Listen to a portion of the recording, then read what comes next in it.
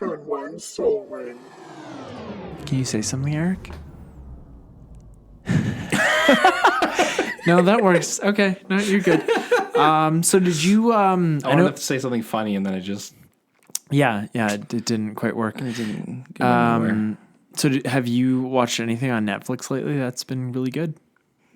Or Probably. really bad? Either on either end of the spectrum. Yeah. I'm interested. Actually, the funny note about being bad, Yeah. Netflix has made me watch more bad stuff in my life than I have usually done. Oh, no. Because there's just like stuff to choose from, right? You're like, Yeah. yeah, I'll watch that. The last one I can really remember was, did you ever watch Triple X with Vin Diesel? I saw the first one. Yeah. There's a third one.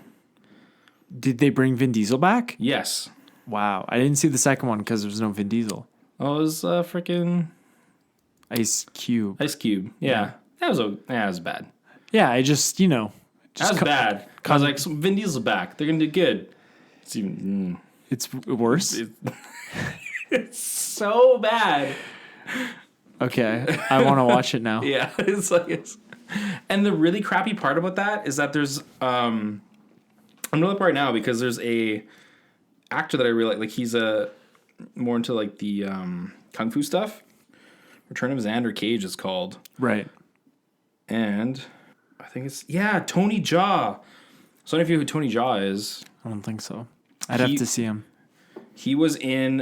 he did like Ong Bak. Oh, The yeah. Protector. Yeah. He's in that movie, and he plays this stupid turd with a dumb mohawk, and he does like nothing, and his character sucks. And it's like, it's not him. It's obviously like the script of the movie and stuff. And it's just like, of course, it sucks that was his part. And I was like excited. I was like, sweet. I haven't seen this guy in a while. Yeah. I was like, his part is so shit. Donnie Yen's in it as well. I love Donnie Yen. Donnie Yen's great. This movie's terrible though. He's the blind guy in Rogue One. Yeah, he's awesome. Yeah. Yeah. Well, I didn't expect that to get such a visceral reaction from you, but I'm glad it did. There you go. Well, let's start the show. This is Turn 1 Soul Ring, and We talk about magic. We do talk about magic. We don't talk about bad movies on Netflix. Well, we do sometimes, but I'm Kevin. And I'm Eric. And today on the show, in addition to talking about bad Netflix content, we are going to be dexplaining a deck that all enfranchised Commander players are going to be interested in. It is a Gideon Blackblade Wrath of God Oathbreaker deck. This deck, like I've gotten to look at it obviously and such, it looks real fun and awesome. Yeah, that was a joke though, that enfranchised Commander players would be interested in Oathbreaker. Just tidbit. just a little. It was a funny. So, all right, what's this Oathbreaker thing? What is Oathbreaker? So, Oathbreaker is a casual multiplayer singleton format. It has many commonalities with Oathbreaker, though its creators object to naming it a variant thereof. All right, Oathbreaker then.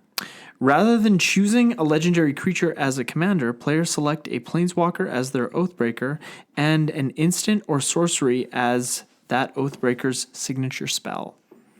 The Oathbreaker follows rules identical to those for commanders governing starting the game, the additional cost for each additional cast, and changing zones. The signature spell is subject to similar rules, but with 2 additional restrictions.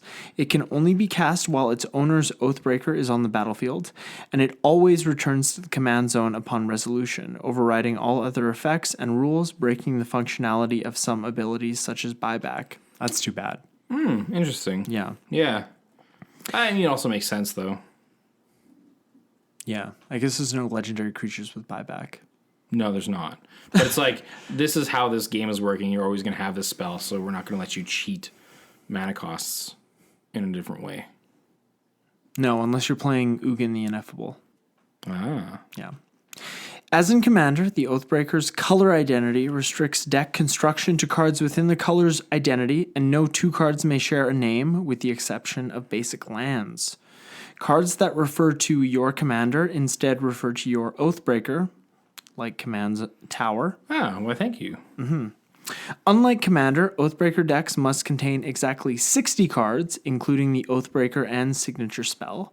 Players start at 20 life, and the Oathbreaker format does not include Commander damage. Just straight up 20 life, even with 4 players. Yeah. Yeah. The format has its own ban list that is maintained by its creator. We'll have a link to the ban list and the specific rules in the show notes. So, let's get to the deck. Yeah. The strategy of this deck is to get a lot of creatures on the battlefield and turn them sideways. Gideon is one of those creatures, and Wrath helps keep the board clear so we can attack unencumbered. Gideon can protect himself and one other creature from Wrath of God and the other Wrath effects in the deck. To avoid losing the rest of our board, the deck also contains many cards that give our creatures indestructible, which we'll get to. Mm-hmm. Why don't we learn about why Gideon Blackblade is called? Gideon Blackblade? Yeah. I did do a little research into the Blackblade lore, and this is going back quite a ways, so, just... Quite a ways. Quite a ways. Ooh. Yep. So the Blackblade is a mystical soul-drinking weapon created by the blacksmith Daikon, which is actually a legendary creature from the very early days of Magic that was then reprinted in Chronicles and crashed the value. Of course. Yeah. But the Blackblade is actually in the art. Yeah, so we have the Daikon Blackblade. It's actually Esper. Oh, really? Yeah. Daikon Blackblade is 2 of anything, a white, 2 blue, and a black. Power and toughness is star. Daikon Blackblade has power and toughness each equal to the number of lands you control. All right. Esper. Interesting. Yeah. It isn't quite an interesting ability for Esper. It's like, hey, we don't know how the color pie works yet, but we're going to figure it out. It's early on. Daikon created it after the planeswalker Gaedron Dihada promised him the power of a god in exchange for the sword. Gaedron gave Daikon 10 years to create what would be the finest sword ever made. Daikon knew that his skill as a smith wouldn't be enough and that he would need the magical power of sacrifice. And sacrifice is very powerful in Magic. Very, very powerful. That's as right. black very displays. That's right. At first, he spilled only his own blood in sacrifice to the forging of the sword. But he soon realized that the sword not only needed blood, but life itself. Boy. At this point, Daikon had been forging the sword for several years and was nowhere near its completion. He knew that drastic measures must be taken. The first drastic measure he took was killing his own son with the Blackblade. The boy's blood, soul, and energy were drawn from him and absorbed into the sword. That's pretty cool. Yeah, that's a very big, your own son and stuff. He's just sacrificing everything for power. One of those. Yeah, I mean, I say it's cool. I mean, Yeah. it's not cool to, do that, but just that. It's a cool story. It's a very cool story. Yeah, I wouldn't do that, but it's a cool story. It's a cool story. Yeah. Daikon knew that this was only the beginning of the sword's ultimate power. Since achieving the full potential of the Blackblade's power would require many more lives to succeed. Over the remaining years, Daikon slew countless slaves, and with each murder, the Blackblade's power grew. Once the agreed-upon 10 years had passed and Gaedron had received the Blackblade, she knew it was the finest weapon ever created by human hands. The real weapon she was seeking, however, was the ultimate warrior that Daikon had turned himself into to realize the Blackblade's full power. Ooh, that's the con within the con. Yeah, right. What I also find quite interesting about this is that he slew his son, but it doesn't really... Then he was just killing slaves and stuff like that. It seems that it didn't have that killing your own kin kind of gave it a lot more power. It was just that he needed... Killing anyone, really. So he didn't need to... Yeah, he kind of went he kind of crossed a lot of lines first. If there were slaves around, why are you killing your own son right away? What are you doing? You just kind of, that's a little... Ooh. So, Gaedron slew Daikon and the Blackblade absorbed all his power and skill as a warrior. Oh. The Blackblade remained in Gaedron's possession for a time, then was subsequently passed to various owners over the following years. So, according to MGG Wiki, it's unknown what happened later. That's literally what it said. Oh, wow. But the sword was reforged, probably during the Rift era. Later, the Blackblade, apparently still on the island of New Argiv, came into the possession of the Cabal minion Needle. Couldn't find an image for this Needle character. Yeah, who's Needle? I don't know. I couldn't find anything about him. Interesting. The origins of the sword were rewritten by the Cabal to having been forged by the Cabal's new leader, Belzenlock. When the crew of the Weatherlight learned of the sword's existence, they devised a plan to slay the Elder Demon with the Blackblade. Gideon Jura killed Belzenlock with the Blackblade and became its new owner, like the Elder Wand from Harry Potter. Hey, look at that. Yep. Now we find ourselves at the War of the Spark, the set and setting that Gideon Blackblade was printed in. Gideon arrived on Ravnica with the Blackblade for the final confrontation with Bolas, Nicol Bolas, in case that wasn't clear. Big boy Bolus. That's right. While defending the plane from Bolas's invading Dreadhorde, Gideon was confronted by Ronus. Gideon stabbed the God Eternal in the eye with the Blackblade, draining Ronus into a husk that quickly crumbled to dust, which is so cool. That would be so cool to see. Oh my goodness. Gideon used the Blackblade to attack Bolas, striking him in the head, but the sword broke against the Elder Dragon's flesh. Whoa. Turns out that Bolas had enchanted the Blackblade in the past so that it would never be able to hurt another Elder Dragon again. That's some meta stuff right there. It's just like, turns out I enchanted it millennia ago, and now it can't hurt any of us. Wow. You done. And Gideon's like, this is the thing to get there. This was like, I thought this was going to work for sure. Yeah. Guess I'll die. So now the Blackblade is toast. It's gone. That's it. That's it. There's the story. Yep. That's it. Let's get to the deck. Yeah, let's get to the deck. So, first category we have here are the lands. So we're running 18 lands in this deck, 16 of them being snow-covered plains, as I always run in my monocolored deck. Monocolored, yep. So the first non-basic land is Secluded Steep. So early game can be good if it's the first few turns, but late game, it's card draw, right? It's just you have the cycle. Sure. And then we have New Benalia. So New Benalia enters the battlefield tapped, but you get to scry one, and it taps for a plains. So Not bad. yeah, it's letting you do something that white has trouble doing. Yeah, getting you through the deck. And I like to put this in most of my mono white decks. Yeah. Yeah, it's a decent little land. Mm-hmm. Okay, so next up we have Hate Bears and cards that do a similar kind of thing. Yeah, and they're not all 2/2 creatures. No, they are not. And I like to put it in the... I didn't put a lot of ramp in this deck. So in the absence of that, when you're playing in mono white, you have access to these kind of cards that slow down other decks that have access to ramp. Yeah, we got to slow them down somehow so we can still stay in the game in a way. So we've got Grand Abolisher and Tithe Taker. Do you have the Deckstats deck up, Eric? I do. Do you want to read the cards? Yeah, sure. So Grand Abolisher costs 2 white. He's a 2/2 human cleric.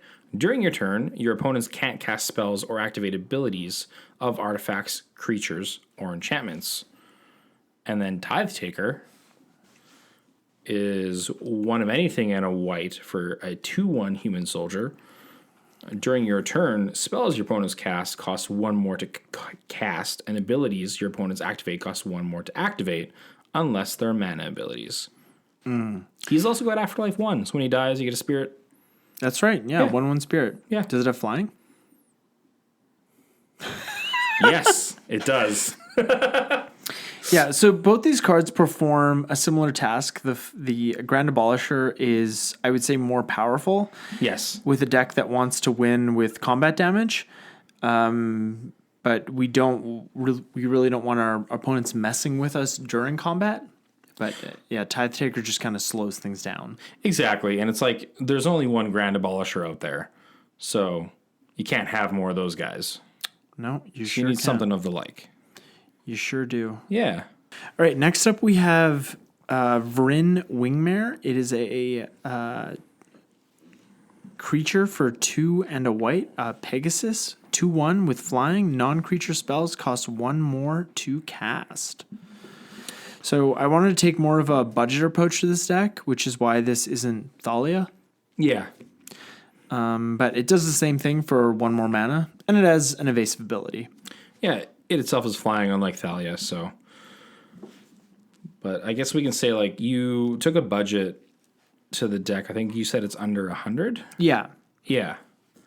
Yeah, so next up we have Spirit of the Labyrinth and Deafening Silence.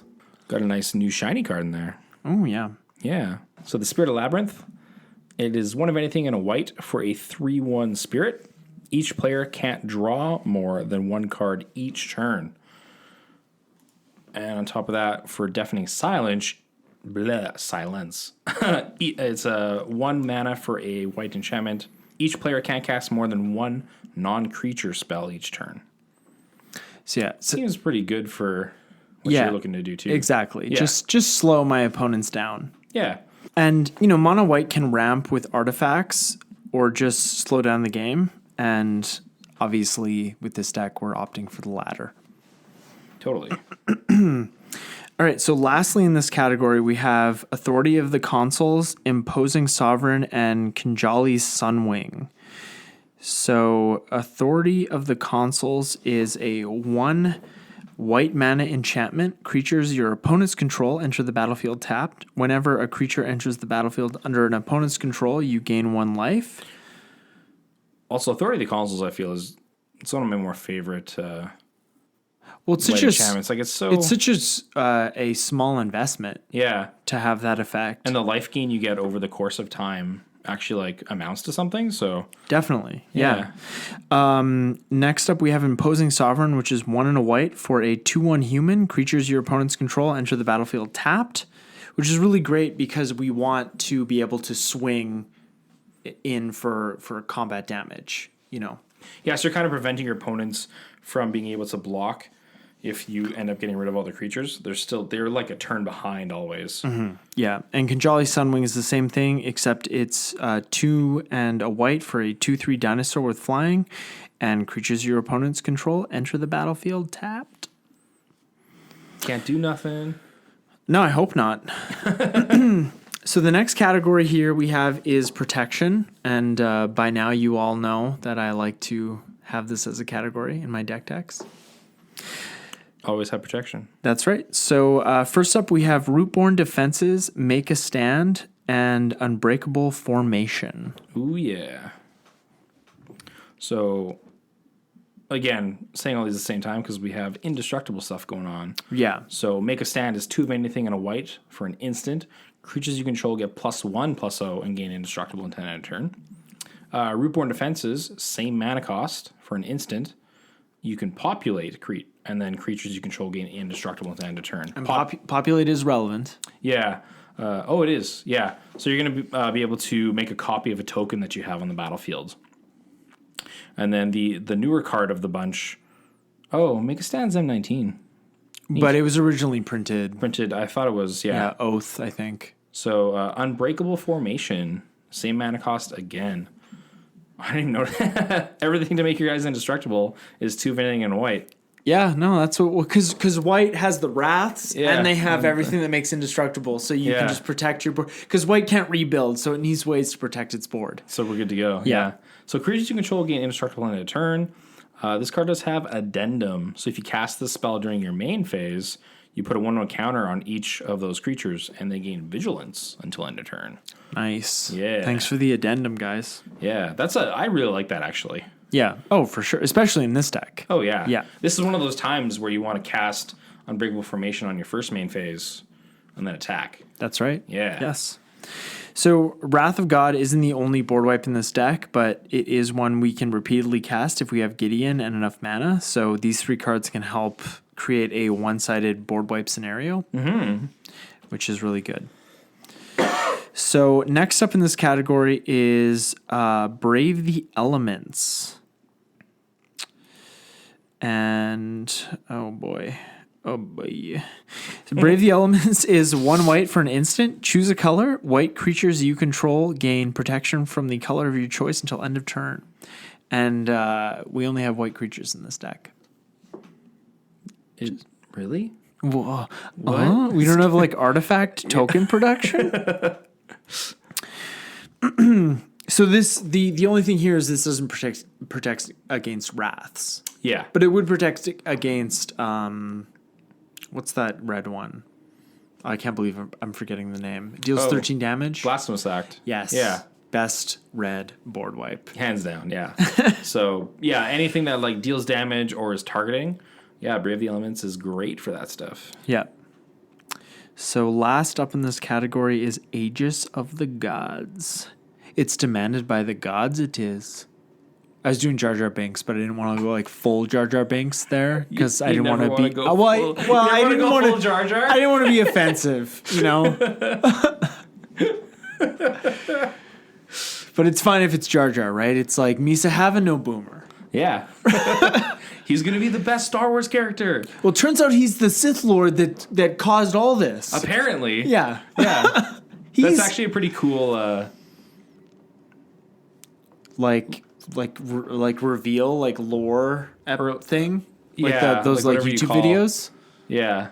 Well, I read it. I didn't watch the YouTube video, but where did you read it? I don't know. There was an article I read. Some dude had it written out loud. I don't know, man. I'm sorry. I don't.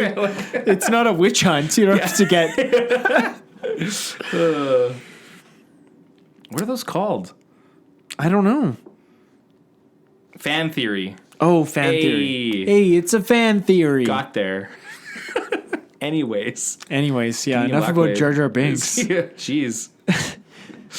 Yeah, that can be Patreon bonus content. Oh, yeah. The Jar Jar Binks fan theory. Hey. But anyways, we got to get to Aegis of the Gods. It's actually pretty straightforward. So Aegis of the Gods is one of anything in a white. For an enchantment creature, human soldier 2/1. You have hexproof. Yeah, so, it's just good to have hexproof. And obviously it's really easy to remove a creature, but it deals with edict effects. Exactly. So... Yeah, and there's sometimes other times where someone's trying to target you with some burn stuff, or if someone plays a like you were saying with the edict effects and stuff. So this is like a layer to the onion to have to remove to get rid of your stuff. That's right. All right, so the next category we have here is soldiers. So it is sort of a soldier tribal deck in a few ways. Mm-hmm. So the first soldier we have is Precinct Captain. He is 2 white for a human soldier 2/2 with first strike. Whenever Precinct Captain deals combat damage to a player, create a 1/1 white soldier creature token. So this guy just gets the soldier tokens going. He gets that furnace hot, gets it working, gets those tokens on the battlefield. And the first strike's really nice, too, because it makes it more difficult for your opponents to block this creature. For sure, yeah. Yeah, because even when they just have, like a 2/2 or a 2/1, they're like, oh, I can chump that, we trade. Not this time. No, don't chump it. No. If you chump it, you're a chump. Ooh, gotcha. All right, so next up in the soldier category, we have Anafenza, Kintree Spirit. Doesn't sound like a soldier, but she is. Sounds like a spirit. Daru War Chief. It's funny that Google Docs corrected me and put Dare War Chief, but it's Daru. I know what I typed. I know what I'm typing. And Odric Lunarch Marshal. Lunch Marshal? Yeah, Lunch Marshal. Oh, God. Oh, man. You can't make this stuff up. You can't. It's right here. First of all, so I actually really like Anafenza. Oh, it's Value Town. Value Town. Yeah. When I first started playing Magic, I had a 60 card like Boros deck, and Anafenza, I had like 3 or 4 of her, which is great. Yeah. So Anafenza, Kin Tree Spirit, is 2 white for a spirit soldier. She's a 2/2. Whenever another non-token creature enters the battlefield under your control, you bolster 1. Choose a creature with the least toughness among creatures you control and put a 1/1 counter on it. You have to read bolster because nobody remembers what bolster does. It's a one-off thing. Yeah. But so that means like it's kind of cool because if you have something enter and it ties, you get to choose which one does get the 1/1 counter. Right. Yeah. Right. And then the Adaru War Chief. This is a fantastic card. I have no idea what the hell this thing is, especially with the art too. It's a human soldier. It does not look like a human soldier. It does not look human at all. No. So it's 2 of anything and 2 white for a human soldier. Who's a 1/1? Soldier spells you cast cost 1 less to cast. Soldier creatures you control get +1/+2. That +2 is nice. That's a nice. That comes in handy. Let me tell you. Heck yeah. This guy looks like he doesn't look human. He looks like a statue or something. He doesn't even have hands. He's got like a big fist and like a sword or like an axe thing. Oh, it's an axe. I see. Yeah. There it is. Yeah. Yeah, he's got an axe. Yeah, sure. And the other one that was mentioned was Odric, the Lunarch Marshal. Lunch Marshal, please. Okay. From now on, the Lunch Marshal. So he is 3 of anything and a white for a 3/3 human soldier. At the beginning of each combat, creatures you control gain first strike until end of turn. If a creature you control has first strike. The same is true for flying, death touch, double strike, haste, hexproof, indestructible, lifelink, menace, reach, skulk, trample, and vigilance. Ooh, one breath. Yeah, so he's just like keyword tribal. Exactly, for Odric. So if any of your creatures really have a keyword on it, he gives it to all of them. Mm-hmm. Yeah. And each one of these creatures can act as sort of a tribal soldier lord. Yeah. And it doesn't hurt. In different ways. Yeah, in different ways. And it's really beneficial that the war chief gives a cost reduction on soldiers. Yeah. Especially when so many of the creatures cost 1 and a white. Mm-hmm. You know? I also like this kind of trio because like Anafenza puts counters on things, so her power like lingers. Mm-hmm. While with the Boros or the Daru War Chief, it does make things cost less. He pumps them, but if he dies, the pump goes away. While with Anafenza, it stays around because they're counters. Right. And then Odric just has the really cool... Just that versatility. Yeah. All right, next up we have Frontline Medic. Frontline Medic is 2 and a white for a human cleric, 3/3. He has Battalion. I think it's a he. Well, you know. Yeah. Whenever Frontline Medic and at least 2 other creatures attack, creatures you control are indestructible this turn. For the rest of the turn. So that's a great time to cast Wrath of God. Ooh, yeah. Sacrifice Frontline Medic, counter target spell with X in its mana cost unless its controller pays 3. So that's pretty... situational. That's very specific. Yeah. This guy's in here a lot more for the indestructible. Yes. And Indestructibleness. That's going to be the name of my first album. Perfect. All right, next up we have Boros Elite, Elite Inquisitor, and Soldier of the Pantheon. Just a few good men. A few good men. So Boros Elite, 1 white for a human soldier, 1/1. Has Battalion, so whenever Boros Elite and at least 2 other creatures attack, Boros Elite gets +2/+2 until end of turn. Too bad Boros Elite couldn't give the other 2 creatures +2/+2. Yo. That'd be super good. And then the other good soldier here is of the Pantheon. 1 white for a 2/1 human soldier. Protection from multicolored.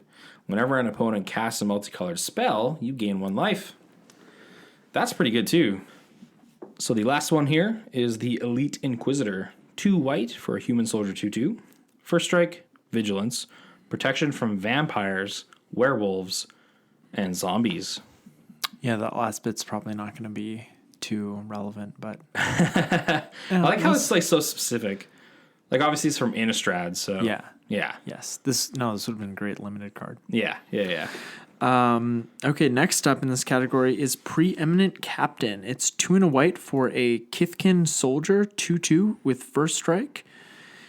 Whenever Preeminent Captain attacks, you may put a soldier creature card from your hand onto the battlefield, tapped and attacking. So That's good. yeah, this is just cheating mana cost, getting soldiers on the battlefield faster, and just getting them out there attacking. Hell yeah. And last up in this category is Kithian, Hero of Akron. Akros. Well, it's Google Docs corrected me. and the flip side is Gideon, Battleforged. Oh, nice. 1 mana, 2/1. So yeah, we have Kithian, Hero of Akros, 1 white. At end of combat, if Kithian, Hero of Akros, and at least 2 other creatures attack this combat, exile Kithian, then return him to the battlefield transformed under his owner's control. Also has the ability to pay 2 and a white.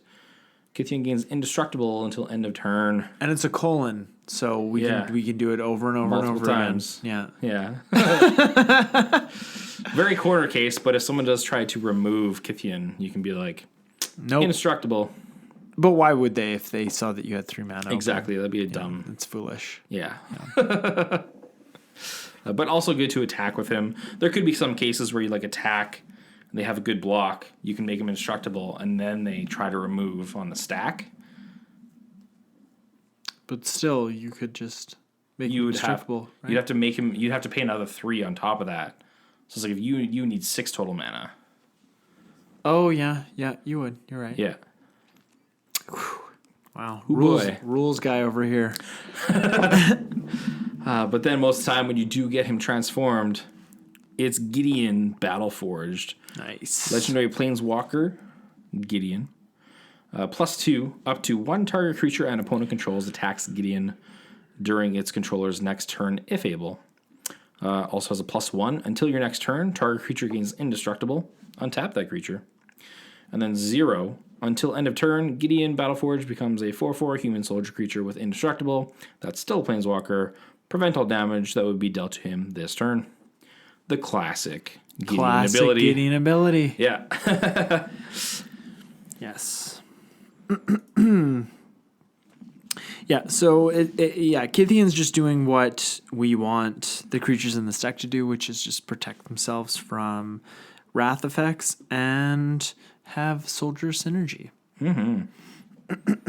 Like how all of them, like white has that just ability. It's like when you attack with this creature and 2 others, and you get whatever ability. Yeah. Yeah. So the next category is card draw. So first up is Skull Clamp. And just in case you don't know what Skull Clamp does, it is a 1 mana equipment. An equipped creature gets +1/-1. Whenever a equipped creature dies, you draw 2 cards.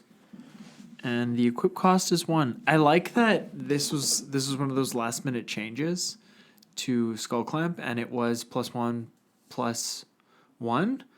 And I thought that was too powerful. So they put the -1 on there, Which incidentally made it better, way more powerful. Because now you can kill creatures. You just draw 2 cards, just like, all right, I'll just draw all the cards.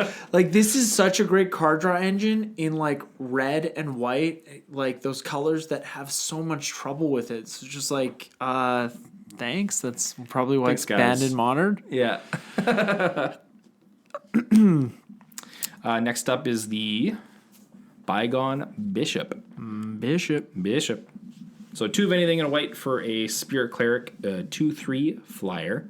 Whenever you cast a creature spell with CMC 3 or less, investigate, which puts a clue artifact out, which you have to pay 2 to sacrifice it and draw a card. Yeah, and most of the creature spells in this deck cost 3 or less. Which you've kind of seen on the... It was pretty much just the Daru War Chief and Odric from the previous section that didn't. Yes.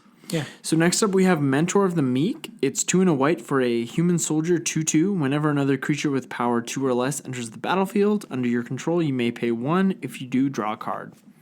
Same thing here. Yep. Just just getting value off of the cheap creatures that we're putting onto the battlefield. So we can put more creatures onto the battlefield. Mm-hmm. Yeah. You have to pay, though, compared to Bishop where you just get it. You have to... Sorry, I'm going to... You do have to pay to activate the draw. Yeah. Yeah, but it's like at the time of Mentor's cheaper. Mm-hmm. Yeah. Yeah. Last up for card draw is the Palace Jailer. Don't have to pay for this. Hey, 2 of anything and 2 white for a 2/2 human soldier. When Palace Jailer enters the battlefield, you become the monarch. When Palace Jailer enters the battlefield, exile a target creature an opponent controls until an opponent becomes the monarch. Which is really cool. Yeah. Have you seen the price of Palace Jailer for an uncommon? I mean, I know it's from just this one set, but it's like a $6 uncommon. But yeah, it's nuts. The foils, oh my goodness, they're like $50. Let's do this right now. Yeah, check it out. $7 Canadian. Oh wow, that's real Canadian. Palace Jailer foil, $70 Canadian. Canadian, You know how much margarine you could get for $70? That's 10 times markup. Jesus. Yeah, man. That's conspiracy too, though. Like that's those Recruiter of the Guard foil. Oh my goodness! I don't even want to know what it costs. Oh my goodness! Oh my goodness! You betcha. Brandon's getting so big. So the next category we have here is mass removal. So the first couple of cards in this category are Cleansing Nova and Day of Judgment. So Cleansing Nova is a modal board wipe. It's 3 and 2 white for a sorcery. Choose one, destroy all creatures, or destroy all artifacts and enchantments. And Day of Judgment, it's so good. Day of Judgment is 2 and 2 white for a sorcery that destroys all creatures. So it's like a tamped down version of Wrath of God? Wrath of God. Yeah. Because Wrath of God, you can't regenerate, but how often is that relevant? 1% of the time. Every 100 games you play. Exactly. So I would just say that I think that the extra 1 mana for Cleansing Nova is totally worth it for a modal spell, because sometimes you're going to find yourself in situations where you're liking your soldier package on the board and you just need to get rid of some enchantments or artifacts. Oh yeah. Just Cleansing Nova that away. So yeah, that's just great. Yeah.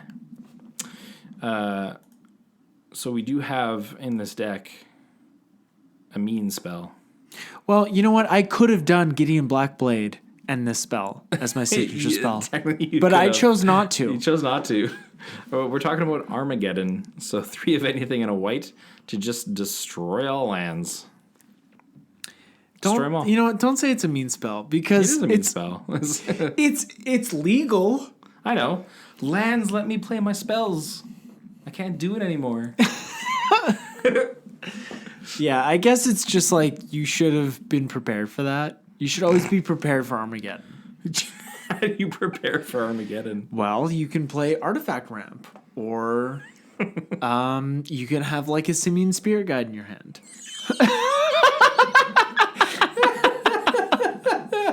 Or you save a Lotus Petal. Oh, man. You know? Sure, yeah. Or you have a Mox Tanalite on suspend. I'm waiting for it. But most of the time, this spell just ends the game. Yeah, that's why it's in here. Yeah, exactly. Mm-hmm. You're going to have a better board state, wipe the lands away. You're like, I just win now. So, yeah. Mm-hmm. Yeah. But it's not sitting there in the command zone. Yeah, no. But it's kind of like it's white's like I win spell compared to having like Exsanguinate or something like that. Or like the Cyclonic Rift, yes. you know? Like, you just get rid of all the lands when you have a good board state, and you win. You're right. Yeah. That's really good. I had never thought about it like that, but that actually makes me feel a lot better about playing it. Not that I felt bad. Like, I don't really feel bad about things. Yeah. But I did feel just like the community's like pressure pressing on me about Armageddon stuff and I know you guys don't care about it because it's just like New game. Yeah. But it's just like, oh, Armageddon, it's bad. You can't play that.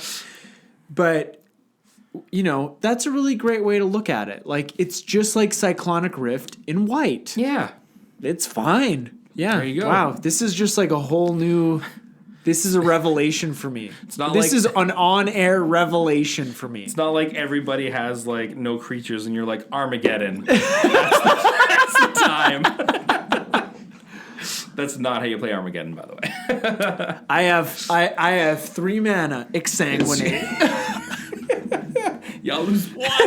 Take it. I'm gaining 3 life. Oh man, we're off the rails. All right, next up we have Dusk Dawn and Citywide Bust. So Dusk Dawn is one of them aftermath spells. So the Dusk part is 2 and 2 white for a sorcery, destroy all creatures with power 3 or greater. And the Dawn part is 3 and 2 white for a sorcery, return all creature cards with 2 or less from your graveyard, with power 2 or less from your graveyard to your hand. So in a lot of cases, I'm casting this and my board is completely safe.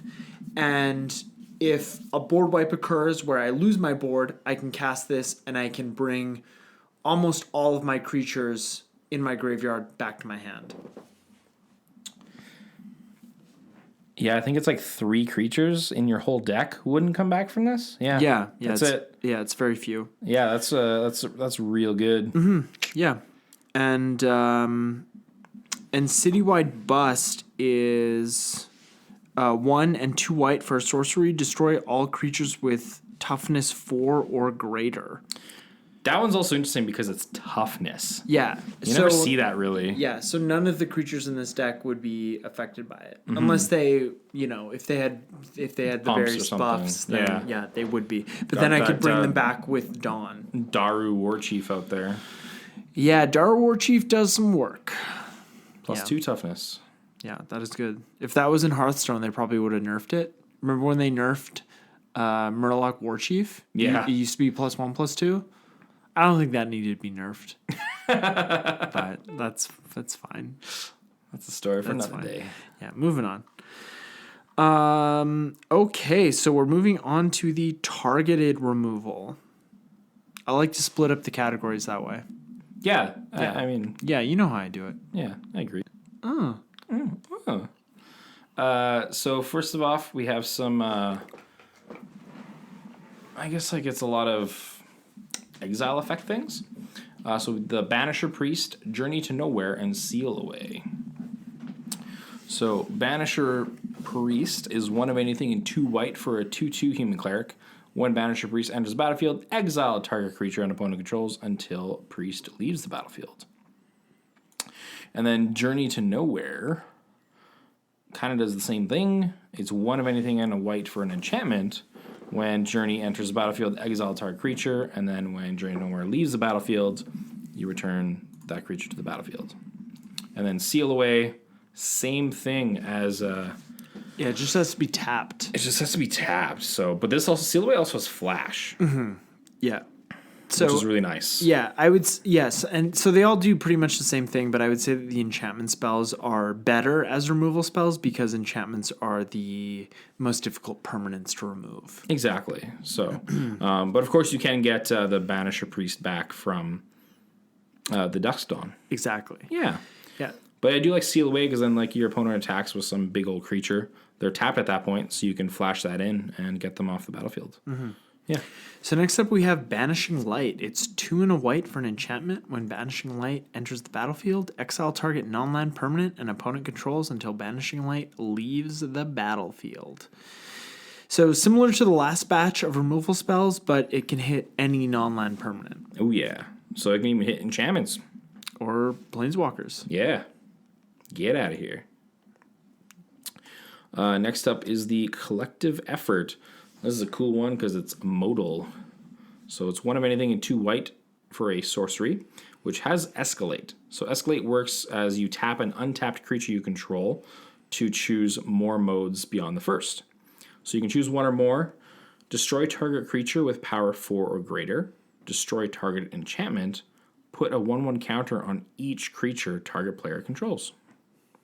So you give your opponents 1/1 creatures. You could? Yeah. Yep, for sure. Yeah, it's Don't do that, though, unlikely. Yeah. And the escalate cost isn't always tapping an untapped creature. Like it was different for each spell. But but this one is especially cheap because when it's worded in that way, you don't have to worry about Summoning sickness. Exactly. So if you put a bunch of tokens on the field, you can escalate and get the full value out of collective effort, which is very, very powerful. All right, so the last spell in targeted removal, in the targeted removal category, is Lapse of Certainty. Lapse of Certainty is 2 and a white for an instant counter target spell. If that spell is countered this way, put it on top of its owner's library instead of into that player's graveyard. I actually didn't know this card existed. Hey, a hard counter in white. That's like, what? And, sometimes you just need that one turn. Yeah. And if you counter somebody's Oathbreaker or signature spell, what are they going to do? Are they going to put it back onto the library? Right? It really depends on the game because it does. If you can shuffle their library or, well, I guess just shuffle their library then, or mill them. Or mill them. That would be good too. Well, milling them, they can still change states though. Yes. I think we shuffle so you'd want to shuffle. Yeah. Yeah. It'd be like the good old days when you could just chaos warp a commander. Yeah. But yeah, this is just a great mono white card. Like I run this in a few commander decks that are mono white, and it's just a great hard counter for 3. Heck yeah, totally.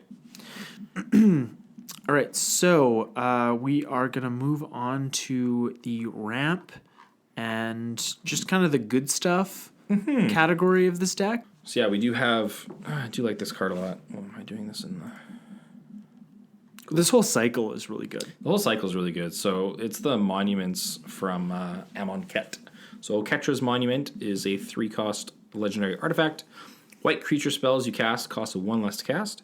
Whenever you cast a creature spell, create a 1/1 white warrior creature token with vigilance. It just gives you so much value. Yeah. This was a limited bomb as well. Mm-hmm. Like, this is such a good card at Uncommon. For sure. Yeah, they all are. Yeah. Yeah, and it's perfect in this deck because it makes a lot of our soldiers just cost 1 white mana. Yeah. So. And you get a soldier for playing a soldier. That's right. So the next... And then Skull Clamp that soldier. Skull Clamp that boy. That's right. So next up we have Legion's Landing. So this is a 1 white legendary enchantment. When Legion's Landing enters the battlefield, create a 1/1 white vampire creature token with lifelink. When you attack with 3 or more creatures, transform Legion's Landing. And it transforms into I think it's like the first fort. I think so. Which taps for 1 white, and you can pay 2 and a white to tap it, create a 1/1 white vampire creature token with lifelink. Adonto. The first fort. Adonto. Okay, I guess I just can't say the first fort. Excuse me. Gotta say the cool word. So this just creates more bodies on the board, which is exactly what we want. And the last but not least. In white. Ajani. The other big ol' white planeswalker. Ajani, the big boy.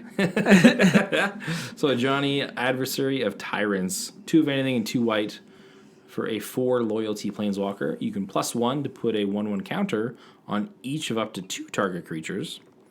-2 to return target creature card with CMC 2 or less from your graveyard right to the battlefield. And then -7 for the ultimate of you get an emblem with, at the beginning of your end step, create 3 1/1 white cat creature tokens. Nice. I love that. lifelink. I love that beginning of the end step trigger. Oh yeah, getting the value right away. That's like modern. That's like contemporary magic. We At its We best. never used to got that. We never used to get that. So I have a question about his +1. Mm-hmm. So if I have his +1 and I put a counter on Gideon Blackblade and another whatever regular creature. Yeah. At the end of my turn, when Gideon turns back into a planeswalker, what happens to that 1/1 counter? It'll actually stay on it. Because it's a permanent. It's the same permanent. It's not leaving the battlefield in any way. Right. So when he's a planeswalker, that 1/1 counter does nothing. But when he becomes a creature again, it does count. Okay. Yeah. Good to It's know. just the same as vehicles. Right. If you put a 1/1 counter on it, it'll just stay on that permanent. But when it's not. Yeah, but when you have things like an enchantment that says enchant creature, because it says enchant creature, when that permanent is not a creature anymore, that enchantment just falls right off. Right. Same with equipment as well. Right. Okay. Oh, that's good. Yeah, so like Johnny's just doing everything this deck wants to do. Yeah. He's just perfect in this deck. I like this deck a lot. And Johnny, It's like having wraths. yeah, it's just. Well, you should build an Oathbreaker deck. We can just like while the hours away playing Oathbreaker. But a Johnny, because he's just rotating, is like $2 right now. Good time to get this card. Pick up a Johnny. Yeah. Powerhouse. So a couple of upgrades that I might make to this deck is extraplanar lens for the snow-covered plains. And, It's ready for it. And land tax, which you should kind of put in all your mono white decks. Oh, straight up. Also for doing like multiplayer stuff, there's that new white enchantment. Smothering Tithe? Yeah. Yeah. That's a good one. That's another good one. That is very, very good. The only reason it's not in this deck is because I didn't know how much multiplayer action I would get with this deck. Yeah. So I played with this deck a couple of times, and it is pretty fast, especially when you can get Gideon on turn 2 or 3 and just start swinging for 4 damage plus. But when you can Gideon on turn 3, and then on turn 4 you can make, Gideon is indestructible, and you can make one other creature indestructible, and then cast Wrath of God. It's pretty backbreaking. Seems that way to an opponent. So yeah. Yeah, this deck seems real sweet that way. You can just get off the ground. Yeah, And it's fast because if you're going to wipe the board at that point, you can just keep getting so much damage. yeah, it's nice to see mono white getting a little work done. Yeah. because we don't really see that too much in Commander. So, like we said earlier, I tried to keep this deck kind of under the $100 budget, and I think it is, but you can really build a lot of really fun Oathbreaker decks between like the $50 and $100 budget. That's cool. So Yeah. I think I feel like the format is a lot of fun. I don't know how I feel about it as a multiplayer format. I think it could be I think I built the deck for more of a 1v1. yeah, Yeah. because I was just thinking about how or the ability to play it with other people in paper. So if the format does evolve and does gain momentum, then I would probably make some changes to the deck. But as things stand now, I think it's it's more. I think it's just feels more likely that people are going to be playing this 1v1. Yeah, I would be interested to try multiplayer because, again, like the 20 health points makes it kind of interesting for multiplayer as well, just for how things can play out. Well, maybe once our league wraps up because like last year it wrapped up in January-ish. Yeah. So I think we can expect the same kind of a thing. And maybe once that wraps up, we can do like a budgeted Oathbreaker league. Yeah. Like we just choose a commander and a signature spell, and we start with X budget. Sure. And go from there. That might be something that's fun to do. Yeah, it could be. Yeah. All right. Well, we are going to bring this episode to a close. We hope you enjoyed this foray into the Oathbreaker format. Something a little different. Yeah. Well, variety's the spice of life, right? Sure is. Yeah. So, yeah, like I said, I think this is better as a 1v1 format, but I think we should try to do that, because what else are we going to do until Commander 2020 comes out? Right? We can't just play Commander. That's gonna be boring as hell. We need to do something where we're like playing for packs where it's like cutthroat, you know? Eric's like, could we just play Commander? I don't want to get people. Commander, guys. But yeah, I think that would be fun. I think Riley would like it. So we have to think about what Riley wants. Always. Yeah. Just gotta make that guy happy, you know? We do. And you know, it's not hard to make him happy. Yeah, that's the thing. Yeah, and we're gonna have this. We'll have the link to this deck in the show notes, as well as our links to our Deckstats decks.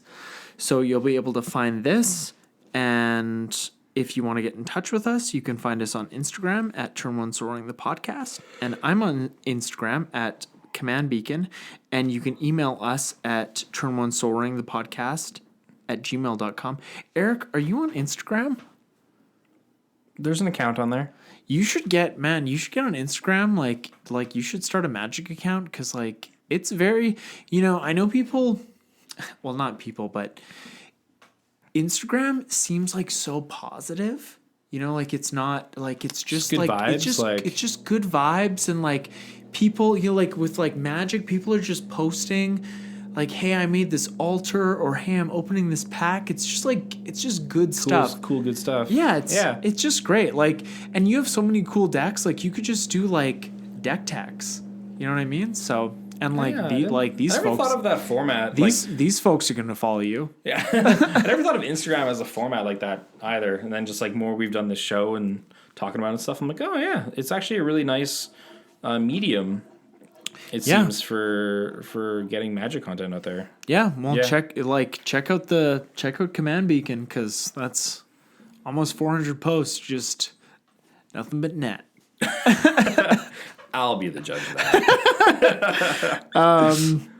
So we're currently doing our November Instagram giveaway of 1 pack of Cold Snap each for 2 lucky winners. You can enter that giveaway by finding the post on the podcast Instagram page and following the instructions there. We'll announce the winners on December 1st. Perfect. It's Cold all Snap. Christmas. Getting Christmassy and chilly. It's probably going to be a Braids of Fire. Oof. Do the packs have the snow-covered lands in them? I have no idea. I don't know, because I've seen box openings of Ice Age, and they didn't have the snow-covered lands, and that's where the original snow-covered lands are from. So I don't know how that works. I guess our listeners will find out. I guess so. We could also look into winners. We could just look it up on Google. I'm not going to, but we could. But with Modern Horizons, you just got the cards came from somewhere. Yeah. You know what I mean? So I don't know. Anyways, I have to say too, like opening old packs is pretty fun. Oh God, yes. Whoever and that's the great thing about Instagram. Like these people that win, I always ask them to tag us and in their posts of opening the packs. Cool. And they usually post videos, and it's very exciting. So that's another reason to get on Instagram. Because I have to say, when we did our Chaos draft last year for the league, I definitely bought that Onslaught pack. That was exciting. It was worth it. I was like oh boy. What is this? Yeah, even if you got like a foil rare fetch land, I would have just been like, nice.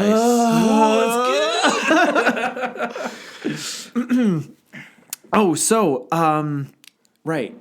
Yes, I did sort of talk about this at the beginning of the show, but I was playing Commander at Fusion a couple weeks ago. And story time. And this guy was this guy that I'd seen. I used to see him at Galaxy, but he would never play. He would always just be there, and he'd be on like a tablet. And then I saw him at Fusion, and he was on his tablet, and he didn't play. but now he's playing. So it's like that's Making steps. Making steps. Yeah. All right. And so he's playing this game, and like I'm on like the pod next to his pod at this long table. Yeah. And I'm sitting, and he's playing Magic, and he pulls out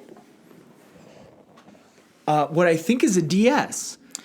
I've seen this guy. Right? Yeah. Yeah. And he's playing this DS, and I'm like, oh, like that's a little uncouth. Like, I don't know if I'd be doing that at a Commander game.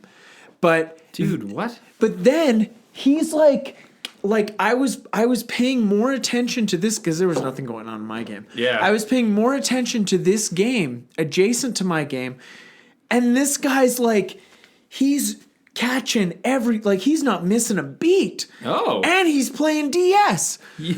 So my point here is like, I have no problem if you want to pull out your phone and look at it and do what you got to do, or pull out your DS or your PSP or your PS Vita. Do what you got to do. Love for the Vita. Love for the Vita, yeah. But my issue comes when you can't pay attention to your phone or your digital device and the game Yeah. at the same time. Well, that's the big problem. You gotta know yourself. Exactly. Right? And so, like, all the power to that guy, because if he's catching every beat, go for it. Maybe he's grinding out some Pokemon. Maybe he was. Yeah, Yeah. but he was like, he was having no problems. And that's my thing. Like, if you can do both, that's Go fine. for it. Get you a guy who can do both, Yeah. right? That's what they say. Yeah. But if you can't do both, don't do it. If you'd rather be on your phone, that's fine. Be Yeah. on your phone. But like Commander and Magic in general is a very complex game. So if you could only pay attention to one complex thing at a time, if you only pay attention to one thing at a time, just pay attention to that one thing. That one thing. Because especially in the game of Magic, you're playing with a lot of people. And if you aren't paying attention to the game, it's going to be detrimental to the other players. It's taxing on everybody. Like Yeah. your behavior of one person is taxing on 3 people. Yeah. You have to think about that. Oh, yeah. You know, you have to be considerate of that. You do. But like if you can be considerate of that and play a game on your phone or Nintendo DS, Heck yeah, man. man, you're doing better than me. I'll tell you right now. It's also good to see that guy playing Commander. Because the first time I played against that guy was Modern. And he was playing a deck that wouldn't even be good in Standard. And so boy. I kind of felt a little bad for just like rolling him in the dirt. But But yeah, anyways, I just felt like I should share that. hey, let's go. Yeah. But anyways, you can find us on iTunes, Google Play, SoundCloud, Stitcher, Spotify, and anywhere you listen to podcasts. And wherever you do that, rate and review us. 5 stars. We'd like to hear what you got to say. Yeah, if it's not 5 stars, that's fine. But, you know, what are you doing if... Just give us a comment. Yeah, if you're not doing 5 stars. You know, it's like, what... Do you ever rate anything 1 star? You just don't rate it. You know what I mean? That is definitely not the case. You do 1-star reviews? I don't review things. Oh, okay. Like, I mean, I like make myself heard to people, but I don't like leave. I don't even leave 5-star stuff either. Oh, no, I just do 5-star reviews. Okay. Let them know when it's good. Yeah, I just don't review. It's like when you go to a restaurant, right? Well, like what most people just don't complain and they leave and they never come back. It's very rare that people actually complain at a restaurant. I'm the one that complains at a restaurant. If something's wrong, I will say something like, hey, I asked for my steak medium rare, and this is well done. You done. Yeah, Yeah. done. But I think that most people don't do that. They just don't. They say nothing and Yeah. they just don't go back. Right? I say something and then I don't go back. You should say something. You should say something. You are Yes. going somewhere, giving them your hard-earned money. That's right. Yeah, you should get what you pay for. I couldn't agree more. Yeah. That's why you shouldn't buy Iconic Masters. Boom. All right, well, we're going to leave you with that little piece of customer service information, and we are going to talk to you guys next week. Thank you for listening. Thanks as always. Bye now. Yeah. Turn one soul ring.